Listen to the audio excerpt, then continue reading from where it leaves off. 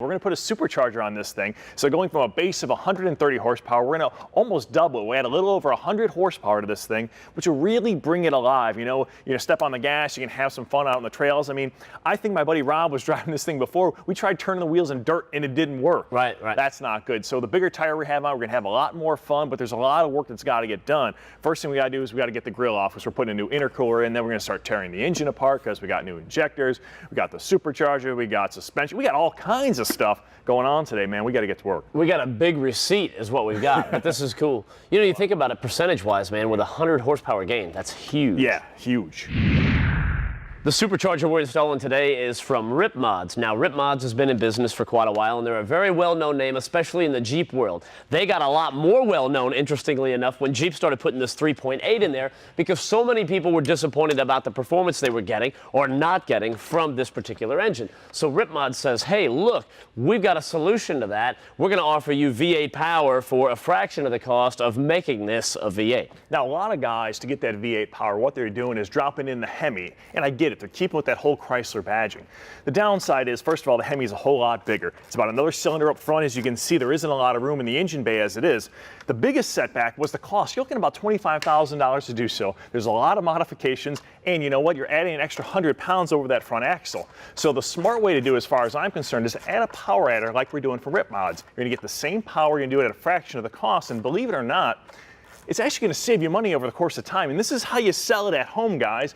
You tell your wife that, believe it or not, with this supercharger on it, you're going to save in fuel economy if you drive it casually. Now, you and I both know that you're never going to drive this thing casually, but if the wife does, essentially, you could save yourself enough money over the course of the vehicle that'll pay for itself. Yeah, if you guys have a joint account or she sees all the receipts or something, you know, you got to have a good sales pitch for that thing. I think that's a job well done. You say, honey, we can't afford not to do this, right? Exactly. The only downside to this modification is it doesn't install itself, so that's where we come into play. Yeah, so what we got to do is we had to drain off a little bit, they say about a gallon or so of coolant. So this way, when you take off this coolant line and reroute it for the supercharger, that you don't spill all over the ground. The other thing is you got a bunch of sensors we have to get out of the way. We got TPS, the map sensor, then we have to take the top of the plenum off. The idea here is get the top of the plenum off, we can change the injectors.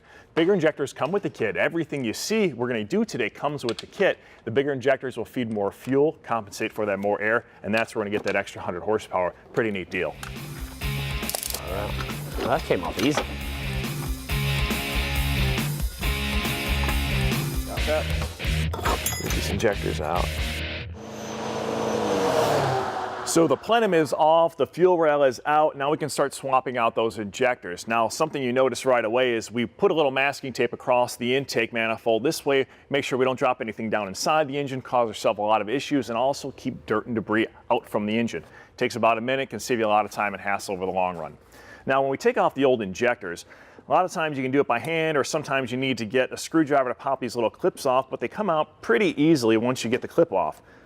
This one's been in a little while, a little seized, but the whole idea is we need to get more fuel in the engine to make more power. More air from this supercharger is going to allow us to add more fuel to make more power, but the restriction is these old injectors. So by putting in a new set of bigger injectors that we're getting from the kit from Rip Mods, we'll be able to do that. Now, one thing with a new set of injectors, or any injectors, you got to keep in mind there's a very small little orifice, or actually there's 4 little orifices here where the fuel spray comes out, and that's how it gets atomized and you have a nice fine mist.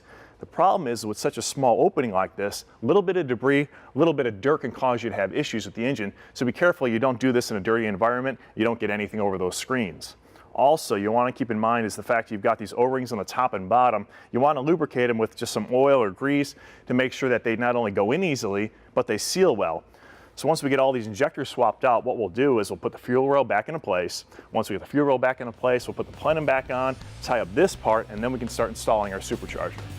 Welcome back to TruckU. So we're working on the supercharger kit from Rip Mods, and we're getting some things out of the way so that we can slide all these pieces and parts down in there. That's good. One of the things we need to get out of the way is this water pump pulley right here. So what we did was just tighten it down with the belt a little bit. That way it doesn't spin when we're loosening up these bolts. Okay. And we can get those up out of the way. I got them all broken. All right, then we can get that pulley out of there and then loosen up the belt and get all that stuff out of the way, right? Now, when we were on a break, we went ahead and put in this Pcv valve. Now, this is the positive crankcase ventilation valve, and what that really means is it's a check valve in the way so you don't positively pressurize the crankcase. Now here's what I mean. Naturally aspirated engine pulls a vacuum and it sucks the piston down. When you put a blower or supercharger on it, what it's going to want to do is actually pressurize the crankcase, which is not a good thing. So this one-way valve will let the air flow this direction, but not back the other. Little thing we slipped in during our break, but something I want to point out to you guys because it's important when you start using a supercharger on an engine.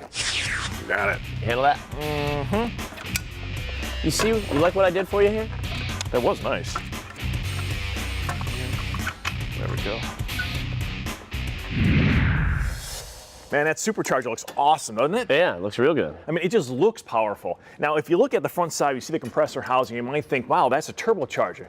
It's not. It looks the same and it has the same function as a turbo, just the way it goes about is a little bit differently. Now, with a centrifugal supercharger like this, you'll see that it's driven off a belt which is tied to the crankshaft. We've got that big serpentine belt going all the way around.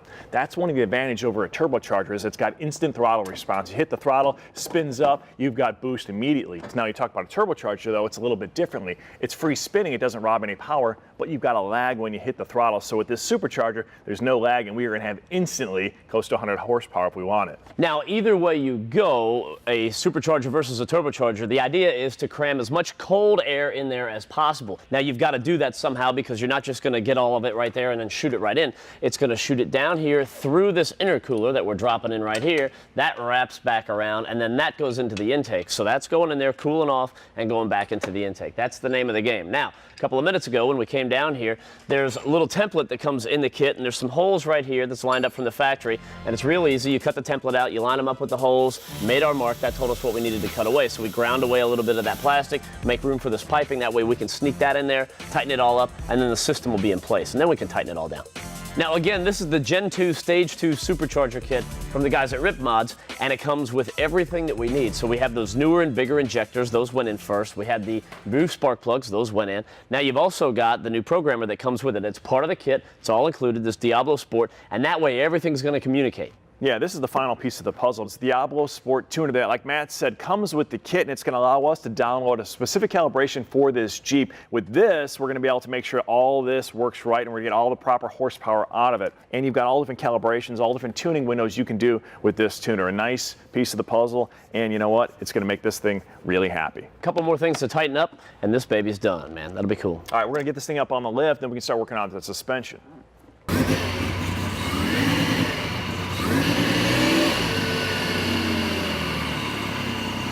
What do you think, bud? I think it sounds good.